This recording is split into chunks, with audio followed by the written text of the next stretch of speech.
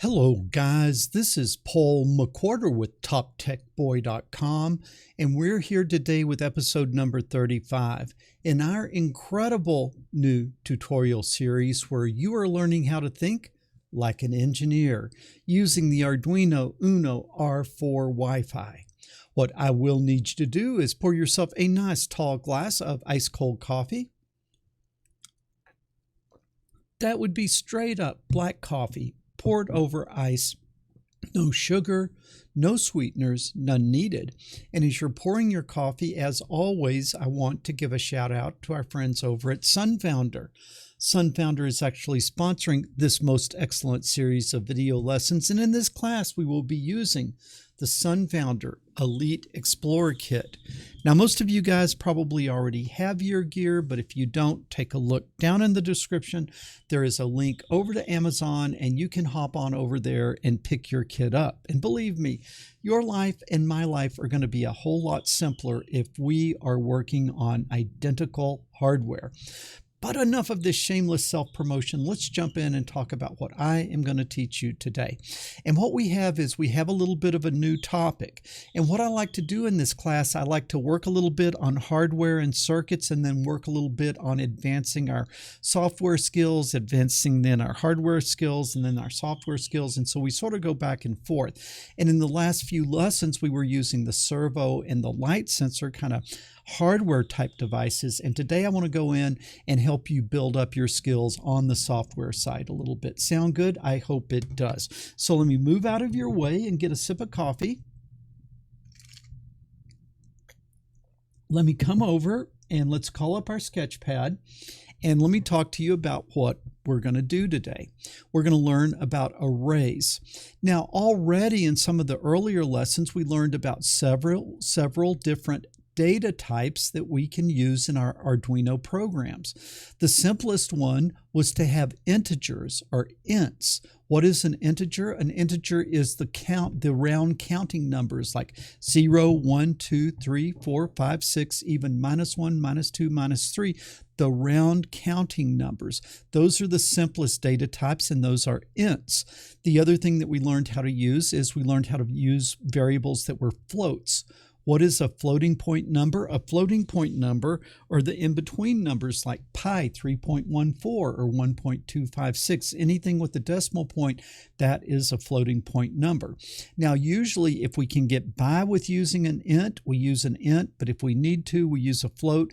Ints require less memory and are more efficient, so if we can, we use an int. If we need a float, we'll use a float. The third data type that we learned how to use strings, and strings are strings of characters, and so words or combinations of characters, that data type would be a string. And pretty much you can do a whole lot of stuff knowing ints, floats, and strings. Okay, but there does come a time where you need to have a little bit more sophisticated data structures, and then you need to know how to use arrays. And so that's what I'm going to talk about today is arrays. So let's just think about what we already know. So I'm going to come in here and let's think about what we learned earlier. Let's think about strings. So let's say that I had a class and I wanted to keep track of students' names. And so I could create a string variable. Okay, I could create a string variable and I could call it student. Okay, I could call the variable student. And then I could, even when I'm declaring it, go ahead and give it a name. And so I'm going to say that the student, the value that goes in that variable is Tom. Okay, so now if I say print student, what would it print? It would print Tom. And so I can keep track of my student name, which is Tom. Now, what challenge do we have? If we have a class, we have more than one student. So how would we handle keeping track of more than one student? Well, I would have to come down here and I would have to create a new variable. Maybe I would make student, maybe I would call that student1, and then I would have a string variable student2, and that would be equal to Susan. And then I would have a string, and I would have student3, and that would be equal to, let's say, Rose.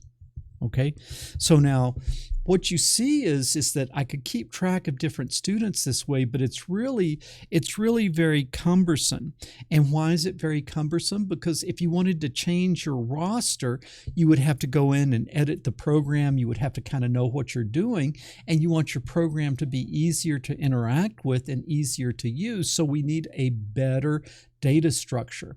And what that would be an array. And what an array is that you can think of it like a variable, but it's a variable that has room for more than one number.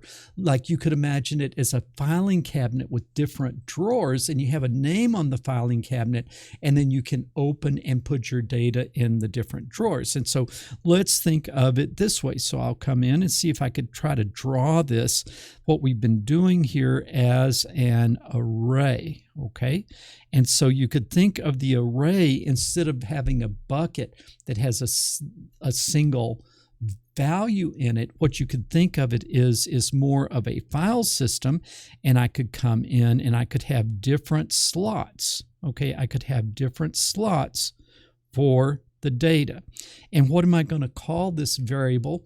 Well, it's an array, but what am I going to call it? I am going to call it my roster. Okay, and roster would be like the variable name.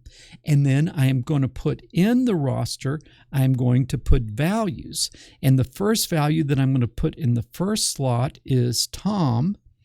And then the next value that I'm going to put in the next slot would be Susan. Okay, and the next value I'm going to put in the next slot is Rose. Okay, and so these purple, these are values, okay? And then this roster, this is my array name. Okay, now what you can see is that with one variable, with one array variable, I can hold all the students' name in my array that I have called roster. But now as I want to interact with my array, how do I know what I'm interacting with? Well, each position in the array has an index. Each position in the array has an index. And the first position is at index 0, at index 1, and at index 2. So if I wanted to talk about rows, how I would talk about rows is I would call that roster,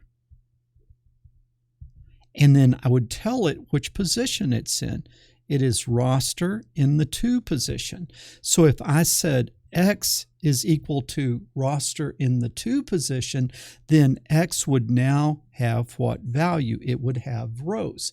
So you see the array name is roster, and I can hold multiple values in it, and then I address those multiple values using the index. Okay, so array name is roster. The values in that array are Tom, Susan, and Rose. And then if I want to get to an individual one, I would say I want to look at roster at the index of 2, and that would take me to rows. So hopefully that makes sense. And this allows us to have one variable name, and we can store lots of related data in it. Okay, so how would we create an array? How would we create an array? Well, the easiest way to do it is, what I could do in this case is I could say like string. It is still a string variable, but I could call it roster.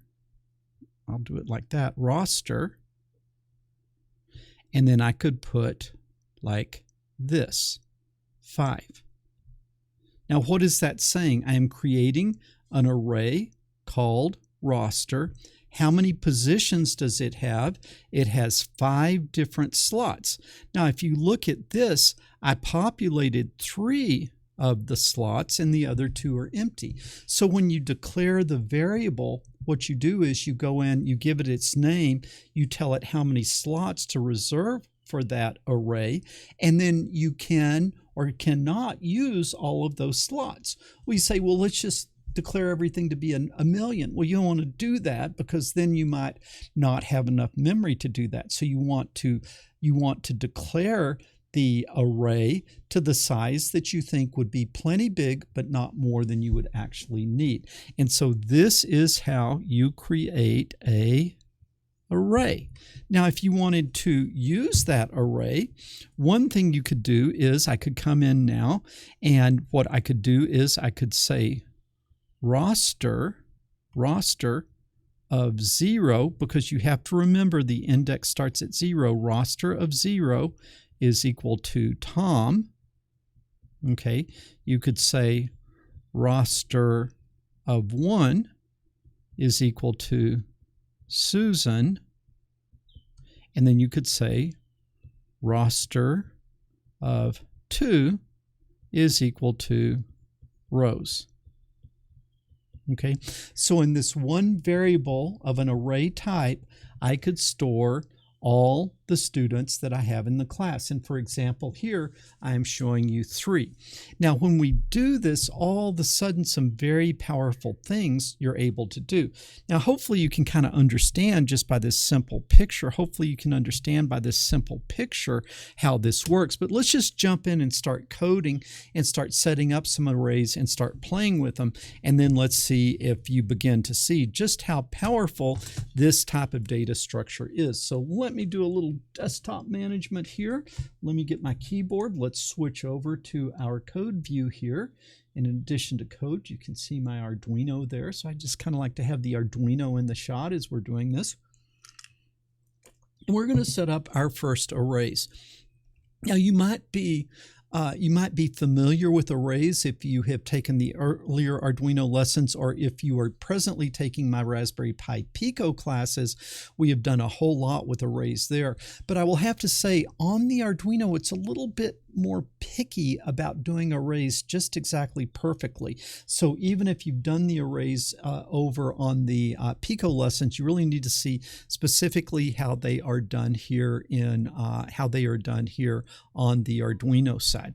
Okay, so let me come over here. We've got a nice fresh bare minimum open, and what I'm going to do is I'm going to start by just coming in. I'm going to declare the array. I'm going to say that the string array is going to be called roster. Now, if I just stopped here, roster would just be a string variable. But to make it an array, I've got to put an open bracket, and now I have to tell it how many slots do I want in this array roster. Well, let's say I'm going to say 5. Okay, now I can use fewer than 5, or I can completely fill up all 5, but I can't put in more than 5 names into this because that is what I have sort of reserved here. Now what I can come in is I can actually put values in there. Well, no, not yet. I'll come down to I've declared it up here at the top. I'm going to do most of my work down here in the void setup because I don't need to keep doing this over and over. I'm just demonstrating the array kind of like one time, and so I'll do it in the void setup, and I don't need to do it in the void loop at this point. So let's come in now. Let's go ahead and turn on our serial monitor. So I'm going to say serial.begin, and I'm going to set it to 9600 just because that is my habit, even though you can run things a lot faster than that. Now what I'm going to do is I'm going to put in my data. I'm going to populate that array. How would I do that? Well, roster in position 0 is going to be equal to Tom. All right, don't forget your semicolons. Then roster in position 1 is going to be equal to, roster in position 1 is going to be equal to Susan.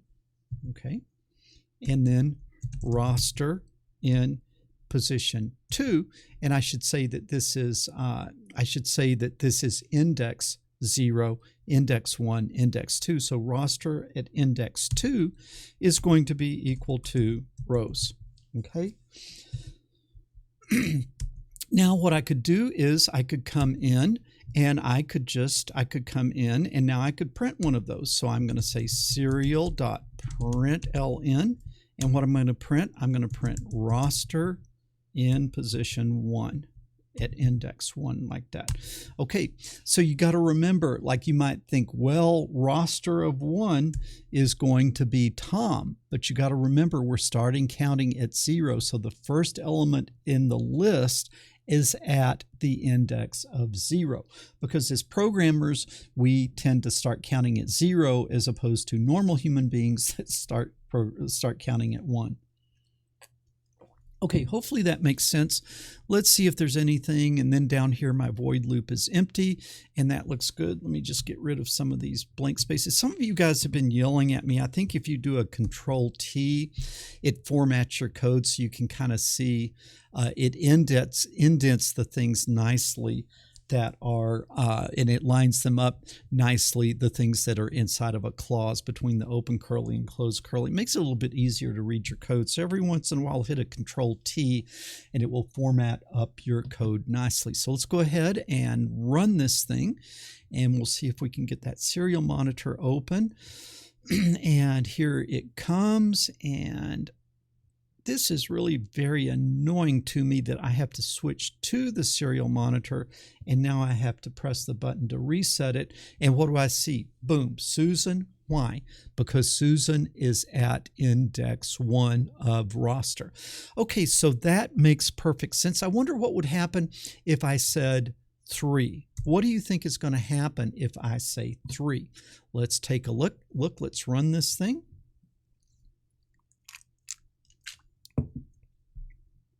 And what we are going to see is, we'll come over here, and if I press the button again, you see that nothing happens. The program isn't crashing, but it's not printing anything because that particular position is empty. I didn't put anything in roster 3. So now if I came in and said roster of 3 is equal to Timofey. I have a friend named Timofey. I find that kind of an interesting spelling. And let's see what's going to work, what's going to happen now. So we're going to run it. Looks like it is happy. We're going to come back over here, try to get that serial monitor open. I don't know if you guys are as annoyed as I am by the way the serial monitor works on this thing. Okay, Timofey, you see, because now there is data there. All right, so you can see that we can populate our array by just putting the index of the slot that we want to put the value in. Okay, we can also, if we want to, we can kind of set it up here at the top. So I could say string roster. I still have 5 positions in the array, but I could go ahead and give it its initial values. If I said equal and then open curly, close curly, and I could say Tom, and then comma, Susan, and then comma, Rose, and then comma, getting messed up here. And then, man, I am really got that off. Let me stop all that nonsense, okay? Now I'll come here, comma, and now Timofey, like that. Now I'm going to come down here and I'm going to comment these out so that the data really is being populated up where I declare the array. Okay, so I did all that out, and so now let's run this thing and see what happens.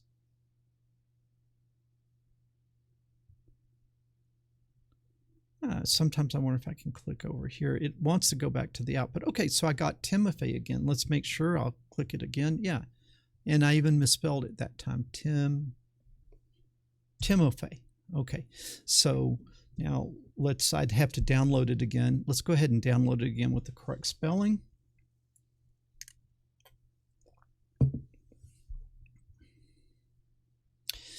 Now what you can also do is to run it. Okay, now it's spelled correctly. Also, what you can do is you can come in after you set it up and you can change them just like they were normal variables. And so let's say that we learned that Susan really prefers to be called Sue. So even though her name was entered as Susan, we can come over here and we can change her name to Sue. and then run it again. I guess I should, if I change that to show you that I changed it, I should change that to a 2. And something it doesn't like. What did it not like there?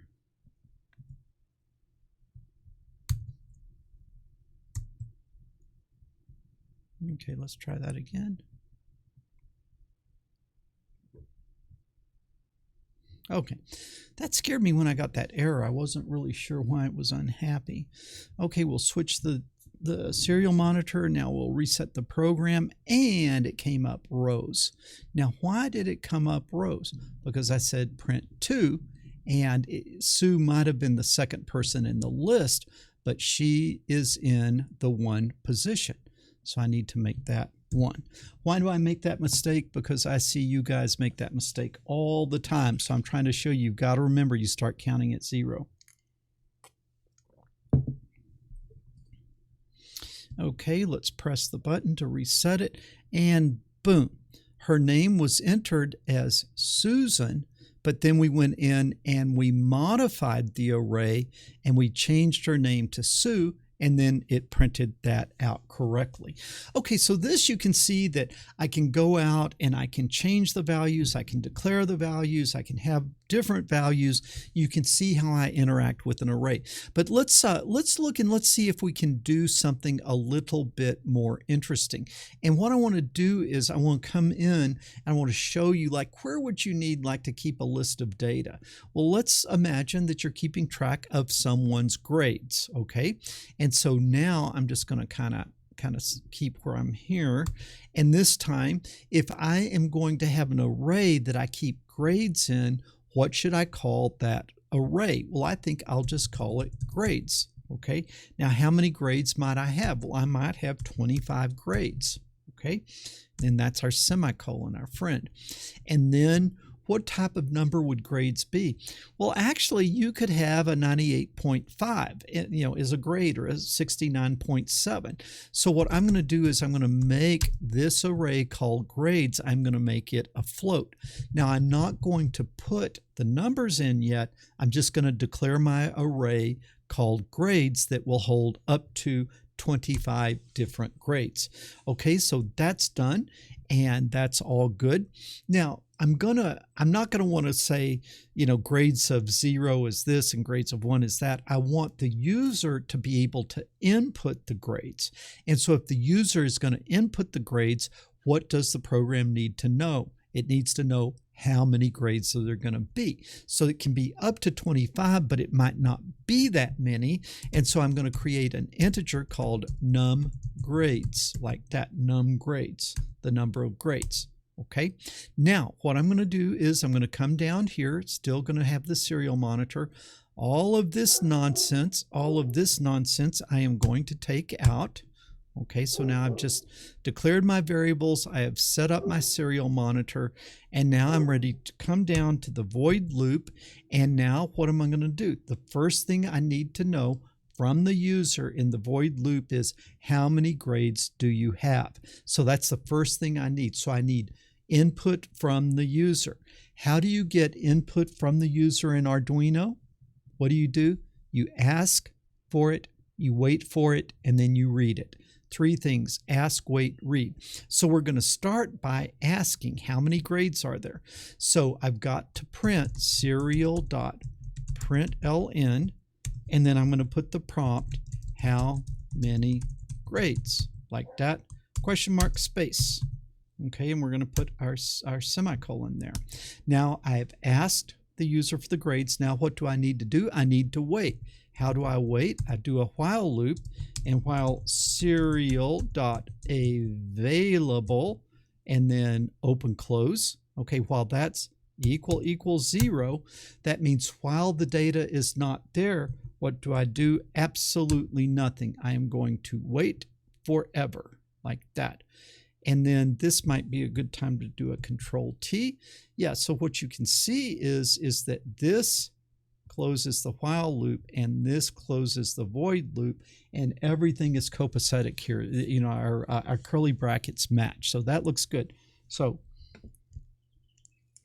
I have asked, I have waited, And now what do I need to do? I need to read. And what do I need to read? I need to read num grades. So I'm going to come down here outside the while loop, and I'm going to say num grades is equal to serial dot parse int. Why an int? Because the number of grades, you're never going to have 3.5 grades. You might have a 99.5 as an average, but the number of grades is always going to be an integer. So we declared that as an int. Therefore, we need to input it using parse int. Okay, hopefully that makes sense. So now the Arduino program knows how many grades you have. What do you need to do? You need to read those grades. You need to read the first grade, the second grade, the third grade, the fourth grade, all the way up to num grades. What's the easiest way to do that? Well, who is your friend? Mr. For loop that we learned about earlier. So I'm going to say for I equal 0. So we're going to start at I. Well, if I'm going to use this variable I better come up here and declare it integer I. And these indices really do need to be integers. So I'm gonna set it up as an integer. Now I can come down and I can say we're gonna start with I equals 0. We're gonna keep looping as long as I is less than num grades.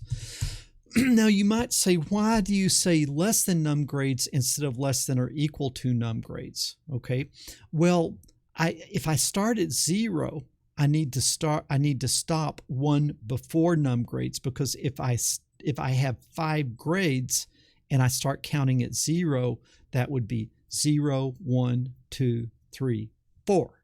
So I need to stop at 4 to get the 5 grades in, and therefore I want to stop before I equal num grades. I will only continue to loop as long as I is less than num grades. And then every time I'm going to increment I is equal to I plus 1, I plus 1, like, whoa, that is crazy, plus 1, like that. Now remember, we open our for clause with a open curly, and it put the close curly in. So if I just click enter, I kind of now have my for loop, and I'm going to do a Control T again just to keep things all nice and lined up. Okay, and so you can see that this closes that for loop. Well, what do I want to do inside of the for loop? I want to ask them for the grade. So what do? I ask, I wait, I read. So what will I do? I will ask by printing the prompt serial.println.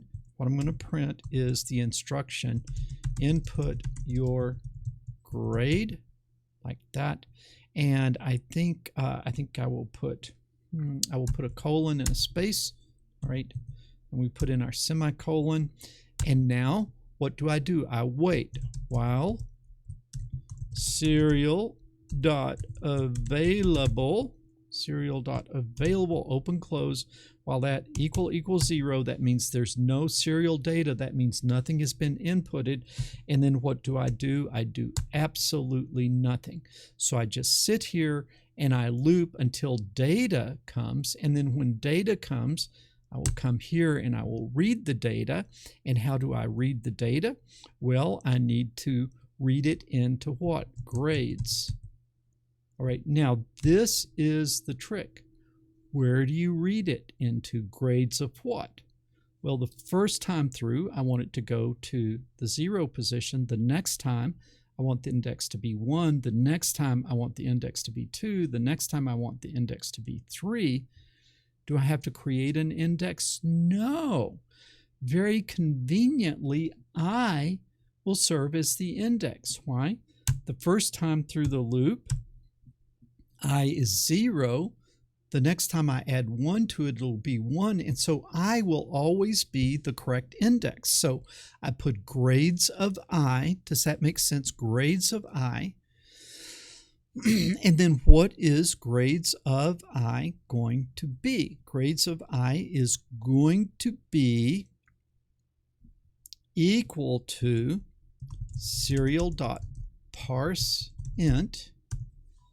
Yeah, what should I do? No, I think this was that. So I declared that as a float, so I didn't need to make it a parse float. like that. So I'm reading floating numbers into a floating array. Okay, and then what I do is I end that for loop and I sit and I just loop until I get all of my grades in. So this won't really do anything, but let's just go ahead and see if it'll input it. Let's just see if it'll input it. Let's see how many errors I have. Okay, we're going to run this thing and looking kind of good. Look at that. Okay, let's come over to serial monitor. Okay, and then what does it do? It does absolutely nothing. Why? Because I didn't hit the little button. So now it's starting. And so now what do I say? How many grades? You guys see that down here? How many grades? Well, I think I want 5 grades. And so what are the 5 grades? It says input your grade. Well, I made a 90, and then I made a 91, and then I made a 92, and then I made a 93, and then I made a 94. Okay, and boom, it goes back, it runs the program again. How many grades? Okay, so it got the data in. I just wanted to make sure that I got the data in. So now let's say, now that we've got the grades in, let's go ahead and print them out. And so after this for loop, I'm just going to do a serial.println, just to put a blank space there, and then going to put a blank space in, and now what I'm going to do is I am going to say serial.println, and then I'm going to say your grades are, like that, space. That looks good. Now we'll come in and do a serial.println grades of 0, serial.println grade of 1, serial.println grade of 2.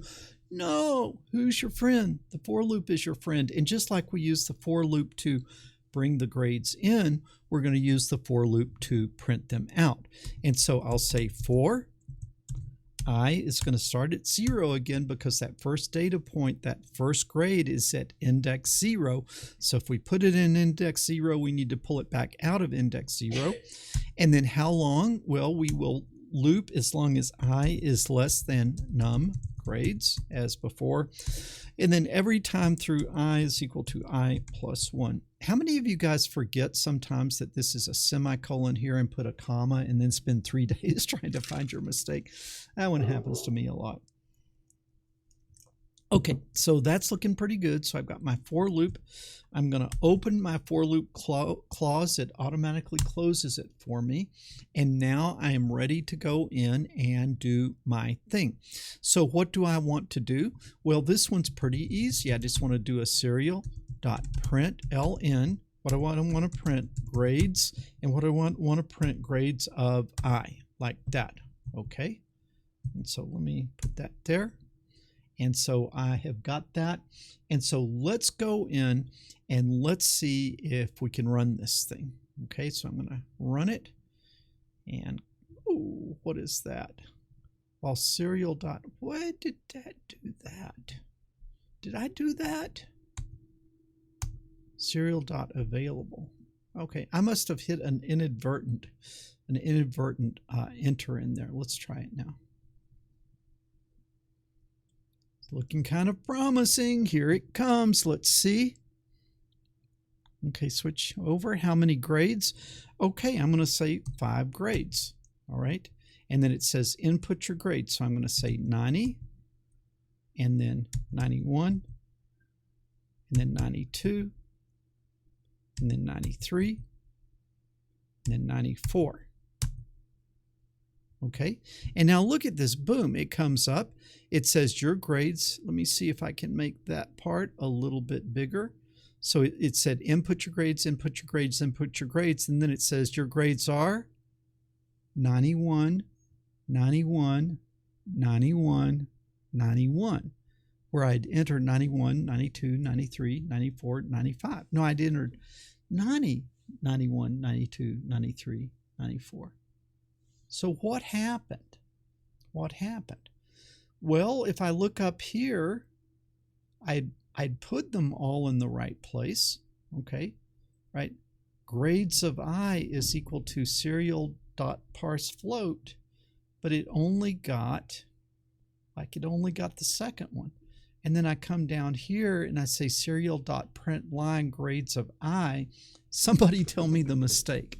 Someone tell me the mistake. Hopefully you saw it. Now, why did I make this mistake? Because this is the type of mistake that takes people out of the engineering department and sends them their freshman year into the culinary arts department, because this type of error, when you try to debug your code, it looks so right.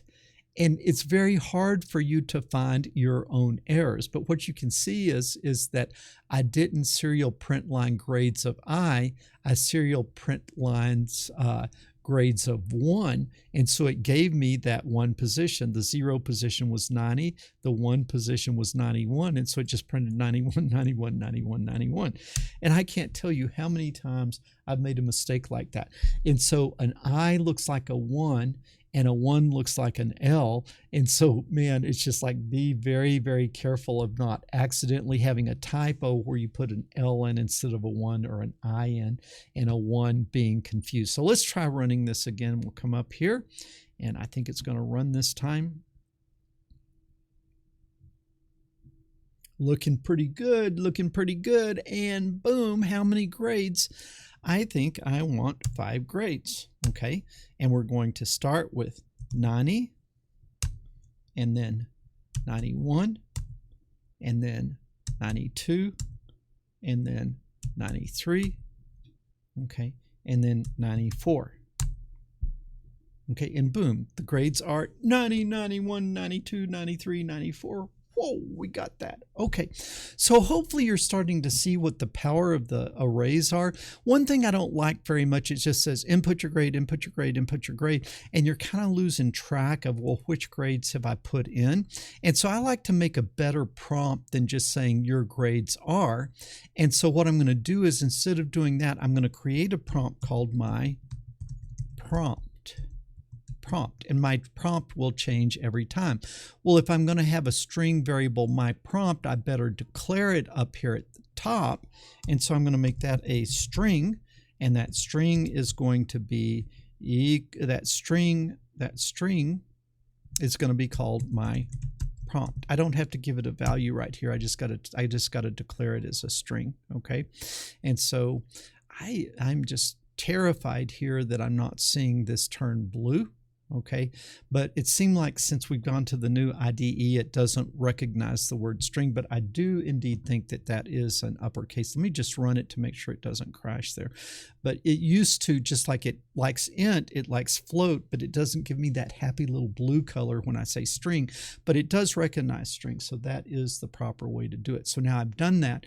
Now down here in the loop where I'm inputting the grades, instead of just saying input your grade. I did this in the wrong place. Okay, I say this was right. This was your grades are, just like I had it. It was this one, the prompt here, that I want to change. Okay, it's the prompt here that I want to change. And so what I want to do here is I want to make that my prompt, like that. Okay, my prompt. Now I've got to create my prompt. Well, my prompt is a string, and it's going to be equal to the string, okay, please input grade, and then which grade? I'm going to put a space. Now I'm going to concatenate. The plus sign will concatenate strings together. So like if you say concatenate Bob with Wilson, then it would be Bob plus Wilson, and the result would be Bob Wilson. So when you put a plus with strings, it concatenates. It puts one string on the end of the other.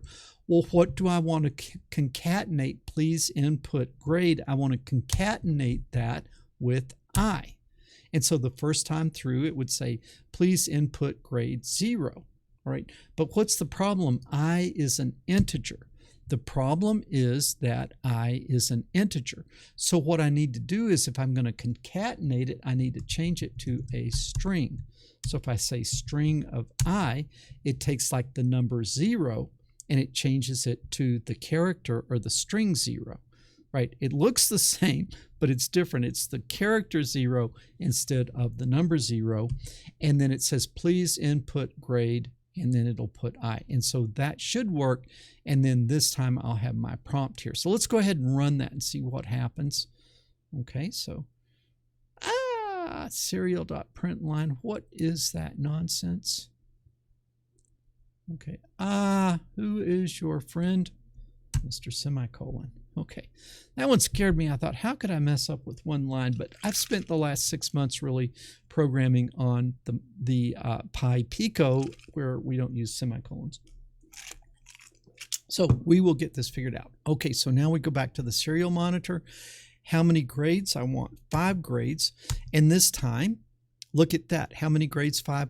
Please input grade 0. So I could say 90, 91, 92, 93. You see it's asking me now for grade 4, and I'll say 94 like that.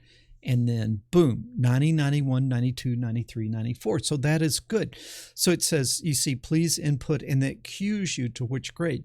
Now, what is the problem here? It works, but us as programmers and as engineers, we typically start counting at 0, and normal people start counting at 1. And so now I'm imposing this bizarre thing that engineers do on the general population, and that's not good, because most people want to enter the first grade first, and so I'm going to prompt it that way. So instead of here asking for string of I, I'm going to ask for string of I plus 1. Now it's still going to go in the 0 position, but as I'm interacting with a real person in the real world, I interact with him in a normal way, if that makes sense. Okay, so now let's run that and see if that works a little bit better. Looking good, looking good. Let's switch over to the serial monitor. Okay, come down. How many grades? Well, let's say 5 again. Okay, and now look at it. Please enter the first grade. Well, it's a 90, and then a 91, and then a 92, and then a 93. And then grade 5 is a 94 like before. And then it comes up and says your grades are 90, 91, 92, 93, 94. Okay, so you can see now I could store the grades associated with a given student. I could store the grades associated with a given student in this variable array called grades. Okay, hopefully you see the power of that. And we had a little fun doing it. You can see that we've shown you that the arrays could be floats, or we showed you earlier that the array could be a string, or the array could be an int. So you can have different variable types of arrays. You can have a string, you have an int, or you can have a float, and that will work very well. Okay, let's see here. I guess I need to give you guys a homework assignment. So what your homework assignment is, I've shown you how to use an array in the program. I've shown you how to interact with that array using for loops and using an index to index those individual values. And so what your homework assignment is to extend this homework that I've just done and ask the user how many grades there are, then prompt the user to input those grades, and then 3, print the grades out. Well, so far we've done all of that, so that part should be easy. I'm thinking you guys should make a 60 at least on this, but besides those things, then what you should do is you should average the grades, and then you should print out. So you're going to print the grades, then you're going to say your average is your average, and then you're going to say your high grade is the high grade, and then your low grade is the low grade. So you input the grades. It says this is the average, This was the student's high grade. This was the student's low grade. Okay, so hopefully this will be fun. This is kind of like a classic freshman year of computer science or engineering, sort of a classic type of program that you would write very early on. And so let's go ahead and do this so we sort of start thinking through some problems like this. What I will say is you may not use functions. Like you can't go out and find, oh, there's a function called AVG and I'll just find the AVG of grades using AVG. No, you've got to write it and you've got to calculate the average yourself. Okay, guys, I hope you all are having as much fun taking this class as I am making it. As always, I want to give a big thank you to you guys who are standing with me on Patreon. Right now, YouTube is kind of really moving its emphasis away from this content like I'm doing, and so they're not treating me very nicely, and the thing that is keeping me in the game is you guys who are supporting me on Patreon. Big thank you to you guys. You can also help me by giving the video a thumbs up. If you haven't already, subscribe to the channel. When you do, make sure you ring that bell so you'll get notification when future lessons drop. And as always, share this video with other people because the world needs more people thinking like an engineer and fewer people sitting around watching silly cat videos. Paul McWhorter with TopTechBoy.com. I will talk to you guys later.